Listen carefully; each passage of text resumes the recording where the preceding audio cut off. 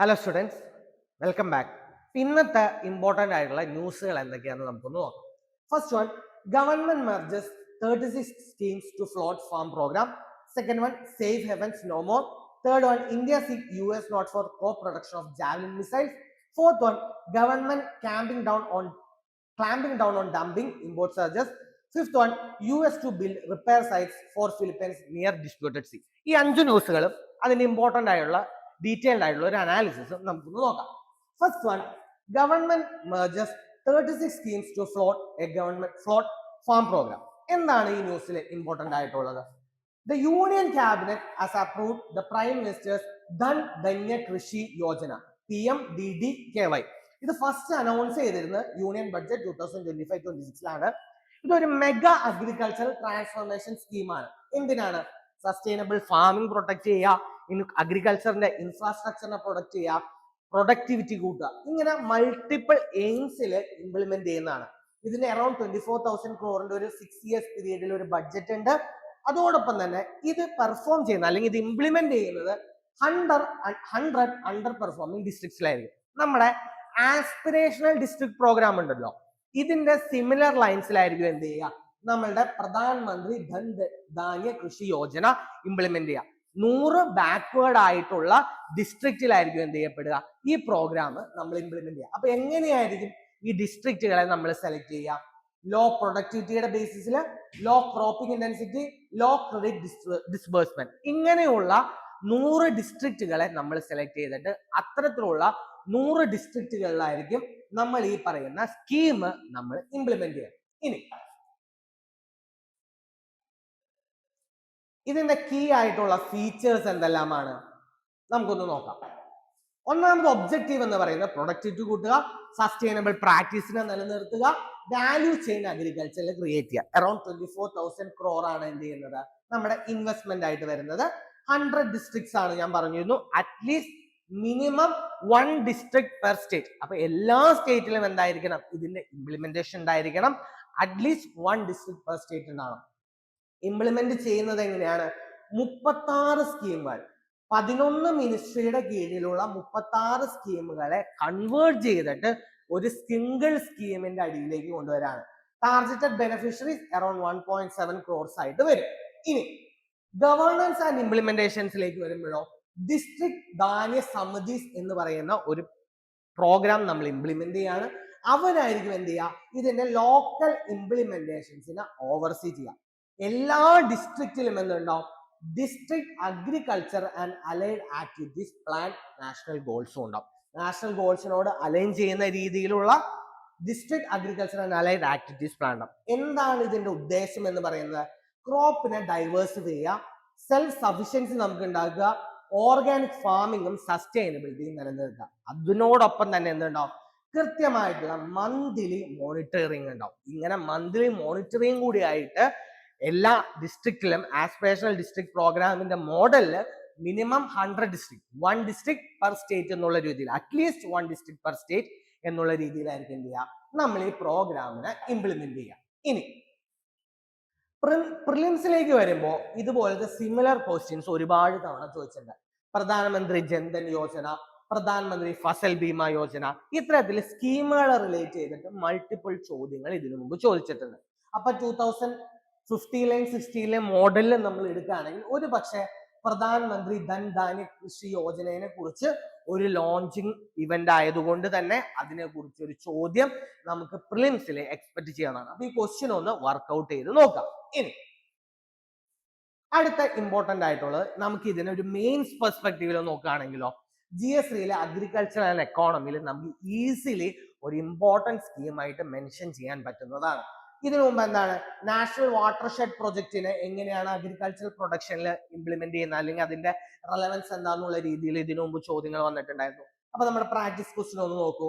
Critically examine the potential of prime minister Dhan ധാന്യ കൃഷി Yojana in transforming agricultural outcomes in law productivity and resource constrain districts of India.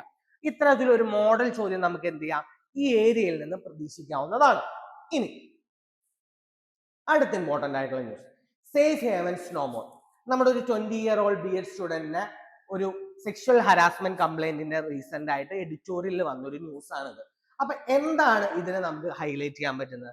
ഇത് നമ്മുടെ ഒരു എന്താ പറയാ ഗ്രീവൻസ് റിഡ്രസലിന്റെ ഒരു ഫെയിലിയർ ആണ്. ഒരു പക്ഷേ നമുക്ക് സൊസൈറ്റിയിൽ ഒരു എക്സാമ്പിൾ ആയിട്ട് കോട്ട് ചെയ്യാൻ അല്ലെങ്കിൽ ഒരു ന്യൂസ് ആയിട്ട് ആഡ് ചെയ്യാൻ പറ്റുന്ന ഒരു കറന്റ് ഇമ്പോർട്ടന്റ് ആയിട്ടുള്ള കറന്റ് അഫയേഴ്സ് ആണ്. ഇനി പ്രിലിംസ് പോയിന്റ് ഓഫ് വ്യൂല് നമുക്ക് എന്തൊക്കെയാണ് നോക്കാനായിട്ടുള്ളത്? നമുക്ക് എന്തെല്ലാമാണ് ഇതിലെ ഇഷ്യൂസ് ആയിട്ട് വരുന്നത്? വിക്ടിംസിനെ മിക്കവാറും അൺഹേർഡ് ആവാണ്. അതോടൊപ്പം തന്നെ ഇന്റേണൽ കംപ്ലൈന്റ് സെല്ലുകളുടെ ഒരു ഫെയിലിയർ ആണ്. And the shocking thing is ക്യാമ്പസുകളിലാണ് ഇങ്ങനത്തെ ഇഷ്യൂസ് നടക്കുന്നത്. അതുകൊണ്ട് തന്നെ എന്താണ് നമ്മുടെ ക്യാമ്പസുകൾ കുറച്ചധികം അൺസേഫ് ആയിട്ട് മാറുന്നു എന്നൊരു ഇഷ്യൂസ് ഉണ്ട്. നാഷണൽ NCRBയുടെ നമ്മളുടെ ഡാറ്റ നോക്കിയാലോ അറൌണ്ട് 4% ഇൻക്രീസ് ആണ് നമുക്ക് എന്ത് കാണാൻ പറ്റുക? ടോട്ടൽ ക്രൈം അഗെയിൻസ്റ്റ് വുമണിൽ നമുക്ക് അറൌണ്ട് 4% ഇൻക്രീസ് നമുക്ക് കാണാനായിട്ട് പറ്റും. Cruelty by husband or relative around 31%, assault by intent outrage or molest 18%, and rape 7% approximately. And ഇതിന്റെ കൂടെ തന്നെ എന്താണ് ഒരുപാട് ക്രൈമുകൾ നമുക്ക് അൺറിപ്പോർട്ടഡ് ആയിട്ട് പോകുന്നുണ്ട്. നിങ്ങൾക്ക് ഈ ഡാറ്റാസ് മെയിൻസിൽ യൂസ് ചെയ്യാനായിട്ട് പറ്റുന്നതാണ്.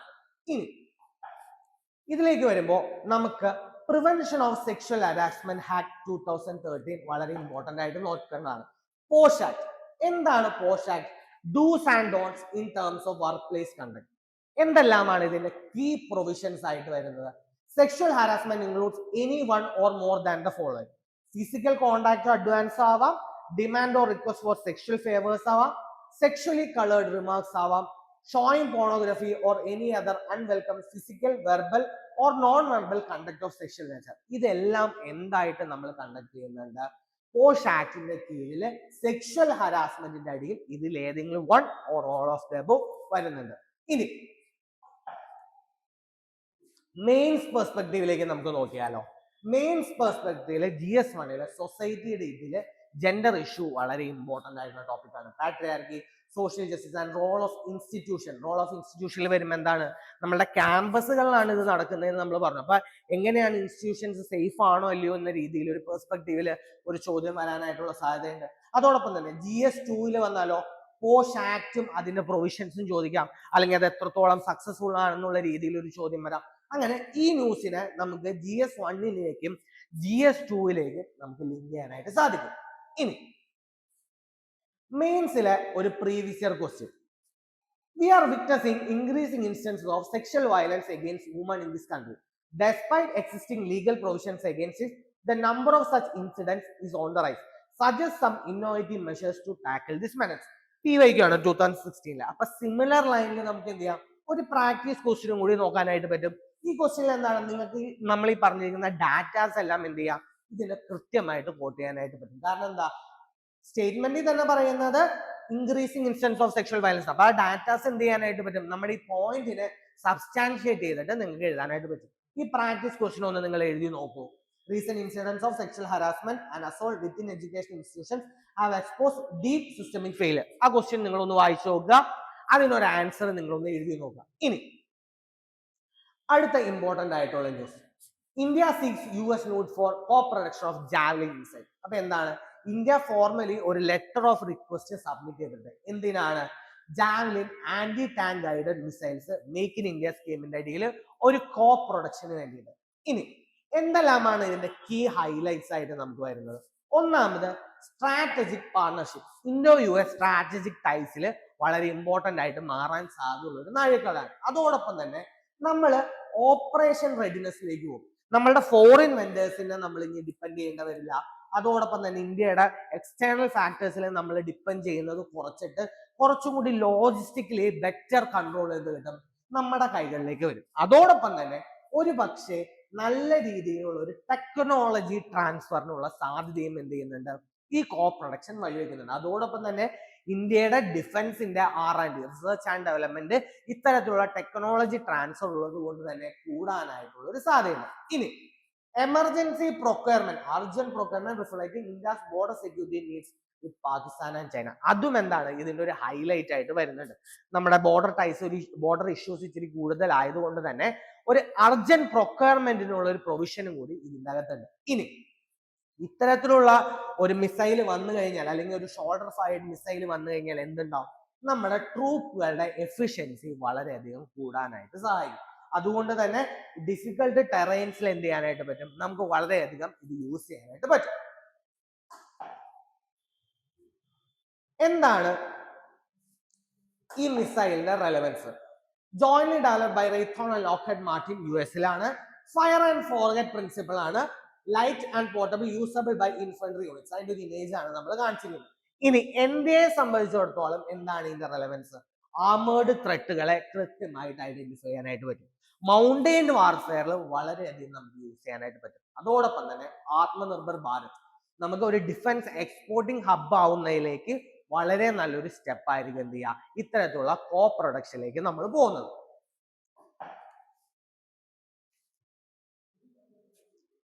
പ്രീവിയസ് ഇയർ ക്വസ്റ്റ്യൻ നോക്കിയേ, terminal high altitude area defence. അതുകൊണ്ട് തന്നെ ഒരു പക്ഷേ മെയിൻസിലേക്കും ചോദ്യം വരാം, പ്രിലിംസിലേക്ക് എന്താണ് ഇതെന്നോ അതിന്റെ ഫീച്ചേഴ്സ് ചോദിച്ചിട്ടോ ഒരു ചോദ്യം വരാനായിട്ടുള്ള സാധ്യതയുണ്ട്. ഓക്കെ, അടുത്തത് government clamping down on dumping import searches. എന്താണ് കോണ്ടെക്സ്റ്റ്? മിനിസ്ട്രി ഓഫ് കോമേഴ്സ് എന്ത് ചെയ്തിട്ടുണ്ട്, കൃത്യമായിട്ട് ഡംപിംഗ് പ്രാക്ടീസുകളെ കൺട്രോൾ ചെയ്യുക എന്ന രീതിയിൽ കൃത്യമായിട്ടുള്ള മോണിറ്ററിംഗ് നടത്തുന്നുണ്ട്. അപ്പോ എന്താണ് ഇതിലെ കീ ബോഡീസ് ഇൻവോൾവ് ആയിട്ടുള്ളത്? 2 കീ ബോഡീസ് ആണ്. ഡയറക്ടർ ജനറൽ ഓഫ് ഫോറിൻ ട്രേഡ്സും ഡയറക്ടർ ജനറൽ ഓഫ് ട്രേഡ് റെമഡീസും. എന്താണ് director general of foreign trade ചെയ്യുക? impose restriction on imports where malpractice is detected. Recently, imports of alloys of palladium, rhodium and iridium more than 1% gold to curb disguised gold imports. Basically ഇവർ import restrictions ആണ് കൊണ്ടുവരിക. എങ്ങനെ? മാൽ പ്രാക്ടീസുകൾ എന്തെങ്കിലും restrict ചെയ്ത് കഴിഞ്ഞാൽ, എന്തെങ്കിലും dictate ചെയ്ത് കഴിഞ്ഞാൽ അതിനെ റെസ്ട്രിക്ട് ചെയ്യാനായിട്ടാണ് എന്ത് നമ്മുടെ director general of foreign trade. ഇനി ഡയറക്ടർ ജനറൽ ഓഫ് ട്രേഡ് റെമഡീസോ, ഇവരാണ് ആന്റി ഡംപിങ്ങിന്റെ കൗണ്ടർ വെയിലിംഗ് ഡ്യൂട്ടീസിന്റെയും മെഷേഴ്സ് എടുക്കുക. ബേസിക്കലി 8 ആന്റി ഡംപിങ് ഇൻവെസ്റ്റിഗേഷൻസ് ഇവർ 2025 തന്നെ ഇനിഷ്യേറ്റ് ചെയ്തിട്ടുണ്ട്. ഏതെങ്കിലും രീതിയിലുള്ള industrial chemical, glass wool, paper boats ഇതെല്ലാം ഈ പറയുന്ന രാജ്യങ്ങളിൽ നിന്ന് ഇവിടേക്ക് ഡംപ് ചെയ്യപ്പെടുന്നുണ്ടോ എന്ന് നോക്കുക എന്നതാണ് ഇവരുടെ കൃത്യമായുള്ള ധാരണ. അതോടൊപ്പം തന്നെ എന്താണ് ആന്റി ഡംപിങ് ഡ്യൂട്ടീസും കൗണ്ടർ വെയിലിംഗ് ഡ്യൂട്ടീസും കൊണ്ടുവരും. അപ്പോ എന്താണ് നമുക്ക് ഈ ആന്റി ഡംപിങ് ഡ്യൂട്ടീസ് അല്ലെങ്കിൽ എന്താണ് ഡംപിങ് എന്ന് നമുക്ക് നോക്കാം. സി, യൂഷ്വലി ഇന്ത്യയിൽ ഒരു പ്രൊഡക്റ്റ് കിട്ടുന്ന ഒരു സ്പെസിഫിക് മാർക്കറ്റ് പ്രൈസ് ഉണ്ടാവും. അതിനും താഴേക്ക് പുറത്തു നിന്ന് പ്രൊഡക്ട്സ് ഇവിടേക്ക് കൊണ്ടുവരിക. എന്നിട്ട് മാർക്കറ്റിൽ തത്തുല്യമായ, ഇപ്പൊ സപ്പോസ് ഒരു പ്രൊഡക്റ്റിന് 10 രൂപയാണ്, പുറത്തുനിന്ന് ആ പ്രൊഡക്റ്റ് കൊണ്ടുവന്നിട്ട് ഒരു 5 രൂപയ്ക്ക് മാർക്കറ്റിൽ എല്ലായിടത്തും ഇതിനെ ഡിസ്ട്രിബ്യൂട്ട് ചെയ്യും. അപ്പൊ എന്ത് പറ്റും? നമ്മളുടെ ലോക്കൽ പ്രൊഡ്യൂസേഴ്സ് അണ്ടർ കട്ടായി പോകും. 10 രൂപയാണ് നമ്മുടെ ലോക്കൽ പ്രൊഡ്യൂസേഴ്സ് സെല് ചെയ്യുന്നത്. 5 രൂപയ്ക്ക് പുറത്തുനിന്ന് വന്നു കഴിഞ്ഞാൽ എന്ത് പറ്റും? നമ്മളുടെ ലോക്കൽ പ്രൊഡ്യൂസേഴ്സിന് കൃത്യമായിട്ടുള്ള ഒരു ത്രെട്ട് വരും. അപ്പൊ ഇതിനെയാണ് നമ്മൾ എന്ത് ചെയ്യുന്നത്? കൗണ്ടർ ചെയ്യാനായിട്ട് എന്ത് ചെയ്യുന്നത്? നമ്മൾ ആന്റി ഡംപിങ് ഡ്യൂട്ടീസ്, അതായത് അൺഫെയർ ആയിട്ടുള്ള അഡ്വാൻറ്റേജസ് അവർ നമുക്ക് കൊടുക്കില്ല. അപ്പൊ എന്ത് ചെയ്യും? നമ്മൾ 5 രൂപയ്ക്ക് വരുന്ന പ്രൊഡക്റ്റിന് ഒരു 6-7 രൂപയോ നമ്മൾ countervailing anti dumping duties ഇട്ട് കൊടുക്കും. ആന്റി ഡംപിങ് ഡ്യൂട്ടി ഇടുമ്പോൾ എന്ത് ചെയ്യും? അവരിങ്ങനെ വില കുറഞ്ഞ പ്രൊഡക്റ്റ് ഇവിടെ കുഞ്ഞിഞ്ഞു കൂടുന്നതിന്റെ കുറയും. അതുകൊണ്ട് തന്നെ നമ്മളുടെ ലോക്കൽ പ്രൊഡ്യൂസേഴ്സിന് കുറച്ചും കൂടി ഈസിലി പ്രൊഡക്ട്സ് വിൽക്കാനായിട്ട് പറ്റും. അപ്പൊ എന്താണ് ഇതിന്റെ ഒരു ലീഗൽ ബേസിസ്? ഗാറ്റ് ഡംപിങ് മെഷേഴ്സിനെ അലോ ചെയ്യുന്നുണ്ട്. അതോടൊപ്പം തന്നെ director general of trade remedies നമ്മളിപ്പോ നോക്കിയിരുന്നു, ഇവരാണ് എന്ത് ചെയ്യുന്നത്? ഇതിനെ റെക്കമെൻഡ് ചെയ്യുന്നത്. എന്താണ് ഇതിന്റെ ഇമ്പാക്ട്? ഇന്ത്യൻ മാനുഫാക്ചേഴ്സിനെ പ്രൊട്ടക്ട് ചെയ്യുക. ഒരു കാരണവശാലും ഇന്ത്യൻ മാനുഫാക്ചേഴ്സിന് അൺഫെയർ അഡ്വാൻറ്റേജ് വേറൊരാൾക്ക് കൊടുക്കാതിരിക്കുക. ഇന്ത്യൻ മാനുഫാക്ചേഴ്സിന്റെ അഡ്വാൻറ്റേജ് കൃത്യമായിട്ട് കീപ്പ് ചെയ്യുക. അതോടൊപ്പം തന്നെ മാർക്കറ്റിലെ ഫെയർ കോമ്പറ്റീഷൻ കൃത്യമായിട്ട് ഉണ്ട് എന്ന് ഉറപ്പുവരുത്തുക. ഇനി നമ്മൾ ആന്റി ഡംപിങ് ഡ്യൂട്ടീസ് നോക്കി. അപ്പൊ എന്താണ് counter vailing duties? Counter vailing duties എന്ന് പറഞ്ഞു കഴിഞ്ഞാൽ ഏതെങ്കിലും പുറമേ ഉള്ള ഒരു രാജ്യം, സപ്പോസ് ഒരു എക്സ് എന്ന് പറയുന്ന ഒരു കൺട്രിയിൽ ഒരു പ്രൊഡക്റ്റ് പ്രൊഡ്യൂസ് ചെയ്യാനായിട്ട് ആ രാജ്യം ഒരുപാട് സബ്സിഡീസ് കൊടുക്കുന്നുണ്ട്. അത്തരത്തിൽ സബ്സിഡീസ് ഉള്ളത് കൊണ്ട് തന്നെ ആ പ്രൊഡക്റ്റിന്റെ വില കുറവായിരിക്കും. അത് നമ്മളുടെ മാർക്കറ്റിലേക്ക് വരുമ്പോൾ അത് ഓട്ടോമാറ്റിക്കലി വില കുറഞ്ഞ് നമ്മളുടെ ലോക്കൽ മാർക്കറ്റിലെ പ്രൊഡ്യൂസേഴ്സിനെ അഫക്ട് ചെയ്യാനായിട്ടുള്ള സാധ്യതയുണ്ട്. അതുകൊണ്ട് തന്നെ നമ്മൾ എന്ത് ചെയ്യും? അവിടെ സബ്സിഡീസ് മൂലം അതിന് കുറവ് വന്നിരിക്കുന്ന പൈസ നമ്മൾ ഒരു ഡ്യൂട്ടി ആയിട്ട് അഡീഷണലി അതിന് ചാർജ് ചെയ്യും. എന്താണോ tariff levied on import goods to offset the subsidies made to producers of these goods in the exporting countries. Exporting കൺട്രീസിൽ കൊടുത്തിരിക്കുന്ന സബ്സിഡീസിനെ നമ്മൾ ഓഫ്സെറ്റ് ചെയ്ത് കളയാം. ഇതിനാണ് നമ്മൾ എന്ത് ചെയ്യുക? കൗണ്ടർ വെയിലിംഗ് ഡ്യൂട്ടീസ് നമ്മൾ ആഡ് ചെയ്ത് കൊടുക്കാം. ഇത് GS3 നമുക്ക് എക്കോണമിയിൽ യൂസ് ചെയ്യാനായിട്ട് പറ്റും. GS2 ഗവേണൻസിൽ യൂസ് ചെയ്യാനായിട്ട് അതുപോലെ തന്നെ ഒരു പ്രാക്ടീസ് ക്വസ്റ്റ്യൻ നമ്മൾ ആഡ് ചെയ്തിട്ടുണ്ട്. എന്താണ്? Which of the following bodies is responsible for investigating and recommending the imposition of anti dumping duties? ഒന്ന് ആൻസർ ചെയ്ത് നോക്കൂ. നമ്മൾ ഈ പറഞ്ഞിരിക്കുന്ന ചോദ്യങ്ങളിൽ നിന്ന് തന്നെയുള്ള ആൻസർ ആണ്. ഇനി അടുത്ത ഇമ്പോർട്ടന്റ് ആയിട്ടുള്ള current affairs. US to build repair site for Philippines near disputed sea. എന്താണ്? US നേവി സൗത്ത് ചൈന സീയില് ഒരു military maintenance system repair facility എന്ത് ചെയ്യുന്നുണ്ട്, അവിടെ ബിൽഡ് ചെയ്യുന്നുണ്ട് എന്നതാണ് ന്യൂസ്.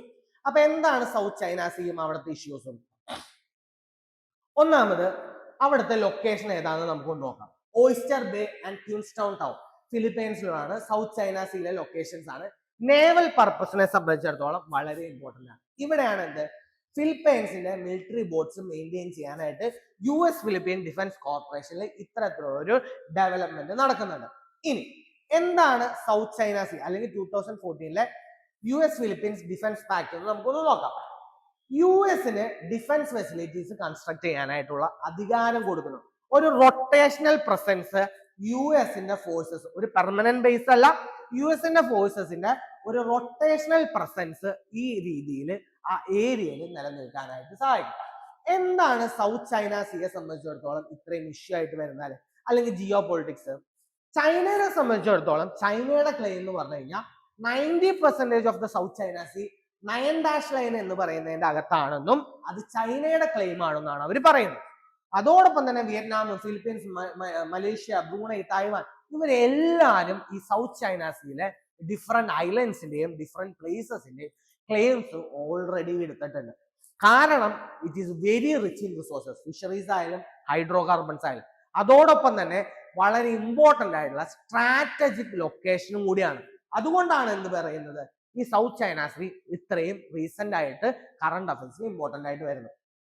ചൈനയുടെ റൈസിങ് അസേർട്ടീവ്നെസ് അവിടെ നമുക്ക് കാണാനായിട്ട് പറ്റും. അതോടൊപ്പം തന്നെ ചൈനീസും ഫിലിപ്പീൻസും കുറച്ചധികം കൺഫ്രണ്ടേഷൻസ് ആ ഏരിയയിൽ നടത്തുന്നുണ്ട്.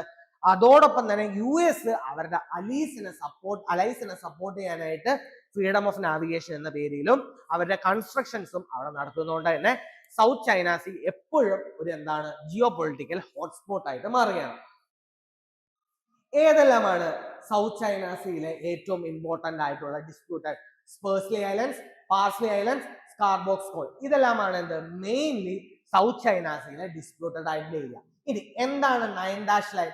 എന്റെ സൗത്ത് ചൈന സീ എന്താണ് പറയുന്നത്, ചൈനയുടെ ആണെന്നാണ് ചൈന പറയുന്നത്. ഈ 9 ലൈനിന്റെ പെർസ്പെക്റ്റീവിലാണ് അവർ പറയുന്നത് എന്റെ സൗത്ത് ചൈന സീ ചൈനയ്ക്കാണ് ബിലോങ് ചെയ്യുന്നത്. 2016 ഇന്റർനാഷണൽ കോർട്ട് ഇതിന് യാതൊരു വാലിഡിറ്റി ഇല്ല എന്ന് പറഞ്ഞ് ക്ലെയിം തള്ളിക്കളഞ്ഞെങ്കിൽ പോലും ചൈന അത് ഇഗ്നോർ ചെയ്തിട്ട് അവിടെ മിലിറ്ററി ബേസുകളും ആർട്ടിഫിഷ്യൽ ഐലൻഡുകളും ബിൽഡ് ചെയ്തുകൊണ്ടിരിക്കുകയാണ്.